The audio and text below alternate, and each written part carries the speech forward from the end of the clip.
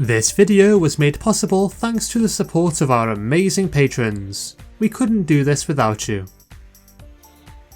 Don't forget that you can support the channel for free and receive 10% off orders over $10 of Flipside Gaming by using the promo code Affinity at the checkout. Or if TCG Player or Magic Madhouse are more your thing, then be sure to place your order through our affiliate links in the description. Once again, at no extra cost to yourselves. Hello there everybody, and welcome back to another EDH Deck Tech brought to you by Affinity for Commander. My name is Martin, and today I'm going to be looking at everybody's favourite hammer-wielding deity, no, not the hunky blonde one, Toralf, God of Fury. But before we begin, I want to let you all know of a super cool competition that we are running thanks to our latest sponsor, cardmarket.com. We will be giving away 5 €20 vouchers for you to spend on their website. All you have to do to enter is like this video, be subscribed to the channel, and comment below what you would spend your €20 voucher on if you were to win. This competition will run across all of our videos that we release from now up until the 30th of March, with winners being announced on the 31st of March. Contestants are limited to 1 entry per video released in this time frame, with our patrons receiving an extra entry on our Patreon page. Best of luck to everybody that enters. But that's enough about that, let's get on to the deck tech. So first of all, let's take a look at the man himself, Toralf, God of Fury. For 2 generic and 2 red mana, we get a 5/4 Trampler, which is pretty decent for the mana cost right off the bat. But the reason you'll be wanting to run this card as your commander is his ability, which reads: whenever a creature or planeswalker an opponent controls is dealt excess non-combat damage, Toralf deals damage equal to the excess to any target other than that permanent. But what does all this mean? Let's take a look at an example of how this ability works. Let's say that it's your turn and you have Charging Monstrosaur on the battlefield and a Braid in hand. Your only remaining opponent has 3 1/1 elf tokens in play and has 5 life left. Under normal circumstances, you would be able to destroy one of their elves with a Braid, attack, and assuming they block, deal them 3 or 4 points of damage. Not bad, but not enough to finish the game. However, Toralf's ability changes things in our favour. Having this god on the battlefield allows you to redirect excess non-combat damage, meaning that your Braid can take out all 3 of your opponent's elves. This clears the way for your dinosaur to swing in unopposed, allowing you to claim victory in a way that was previously not possible. And in addition to directing excess damage to your opponent's creatures, you can also send it straight at your opponent's life totals. So bearing this crucial bit of information in mind, let's take a look at how we plan on winning the game. Cards that deal high amounts of damage to each of your opponent's creatures can literally win the game for you out of nowhere, provided that your opponents have enough creatures on board. For example, Blasphemous Act, Chain Reaction, and Storm's Wrath can all deal a lethal amount of damage to most creatures for a very low mana cost, with Toralf dealing the excess damage at whichever opponent you desire. These spells can be great to cast late game in order to bring the game to a close, but are also fantastic to cast mid game in order to control the amount of creatures your opponents have on the board. But the real star of the show, pun intended, is Star of Extinction. For 7 mana you get to deal a whopping 20 damage to each of your opponent's creatures, which provided you have Toralf out, will usually result in victory for yourself even if your opponents only have a couple of creatures each. But what about those times that you just don't have the 7 mana required to cast this spell? Well, luckily for us there are plenty of X-costed spells that serve a similar function. Earthquake, Molten Disaster, Magma Quake, Fault Line, and Subterranean Tremor each deal X damage to creatures without flying. And Rolling Earthquake and Starstorm both hit creatures regardless of whether they have flying, provided that they don't have horsemanship, that is. But what makes these spells so good in this deck is that you can pay a relatively low amount for X and use the excess damage dealt to your opponent's weenies to finish off their bigger creatures. This will give you a few extra turns to ramp and draw into your win conditions whilst your opponents reset their board states, and has the added bonus of really annoying creature heavy decks. Speaking of ramp, this deck needs to run a lot in order for us to cast those X spells for huge amounts. We're packing all the usual suspects: Soul Ring, Arcane Signet, Felwar Stone, Fire Diamond, Mind Stone, Thought Vessel, Commander's Sphere, Dark Steel Ingot. But we also have some less conventional ways of amassing mana as well.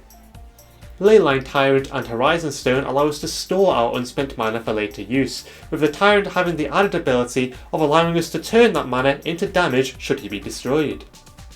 And Doubling Cube allows you to, well, double the mana you have stored for the low cost of 3 mana. Why not take advantage of the lands your opponents have in play with Mana Geyser? Provided they have 5 or more tapped lands, it's just 3 mana. And finally, let's just take a moment to appreciate the powerhouse that is Neheb the Eternal. Provided that you've dealt your opponent a ton of damage in main phase 1, which, let's be honest, is the point of this deck, Neheb's ability will trigger, giving you a ton more mana to spend in your second main phase. So now we have our ramp package, but what are we going to spend it on other than burn spells? Why, spells that increase the amount of damage we do, of course. Cards such as Double Vision, Dictate of the Twin Gods, and Angrath's Marauders double the amount of damage our opponent's creatures take from our sources, and have the added bonus of doubling the amount of damage that Toralf deals to them as excess damage. Gratuitous Violence works in a similar way, but this one only works with damage our creatures deal, such as when our commander slings excess damage at our opponent's faces. And Fiery Emancipation triples the damage that our spells cast. Man, that's a lot of damage.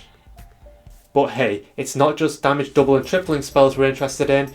Any card that increases the amount of damage our spells deal can find a home in this deck.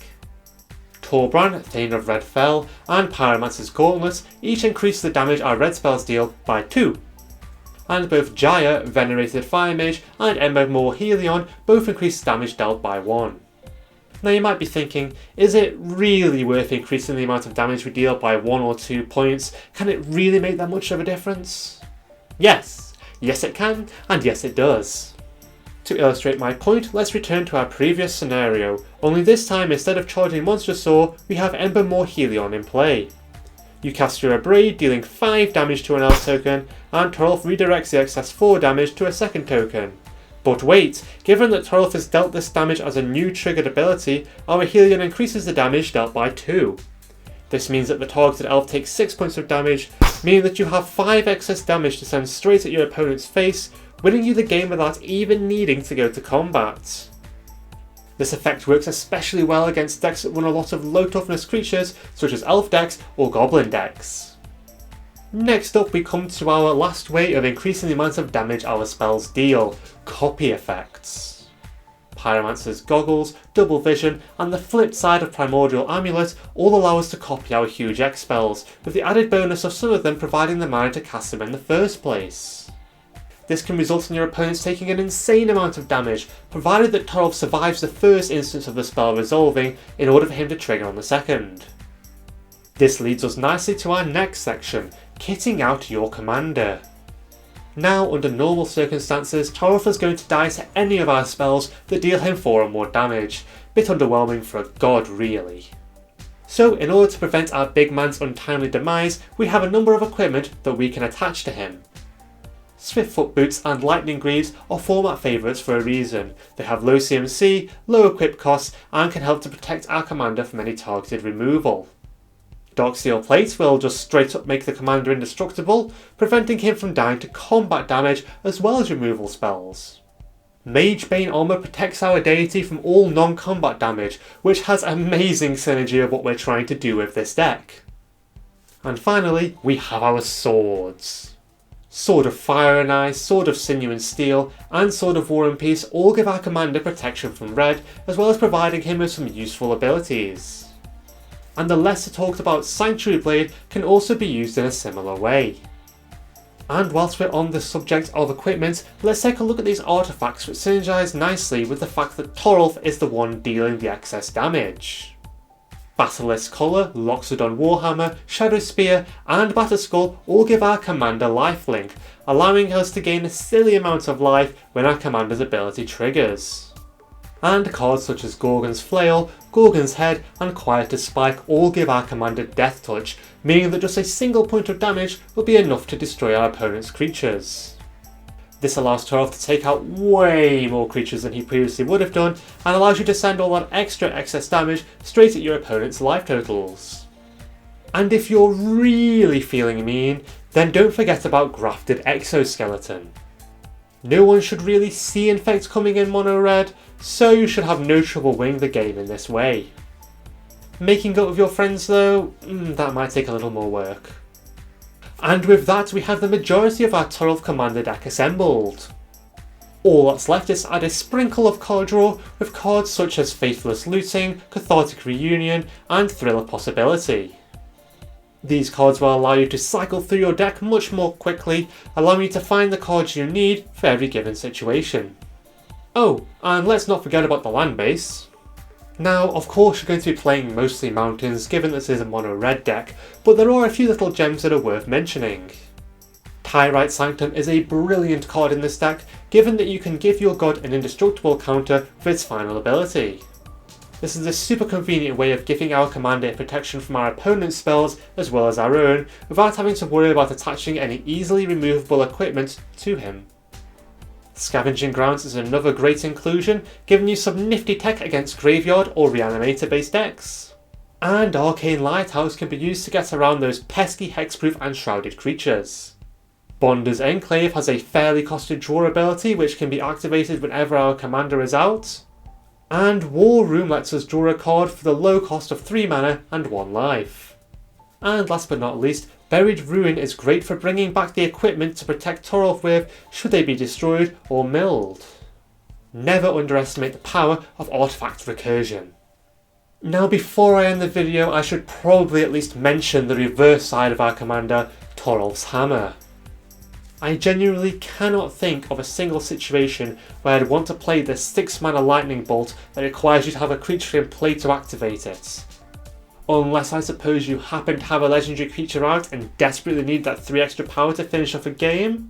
Or perhaps if you really need that creature with 3 or less toughness gone from the board and have mana to burn. But honestly, I think this card was more designed for a Voltron or equipment deck, not the strategy we're going for here. But hey, more versatility is always welcome, especially when it's in your command zone.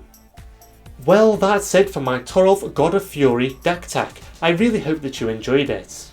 Don't forget that you can help to support the channel in 4 quick and easy ways: liking this video, subscribing, hitting that bell icon, and leaving us a comment in the section below. I read every one.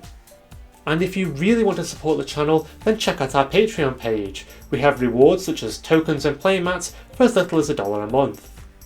And if you haven't already, then don't forget to enter our card market competition that I spoke about at the beginning of the video. You can't win if you haven't entered. That's all for now though, my name is Martin, and I'll see you next time.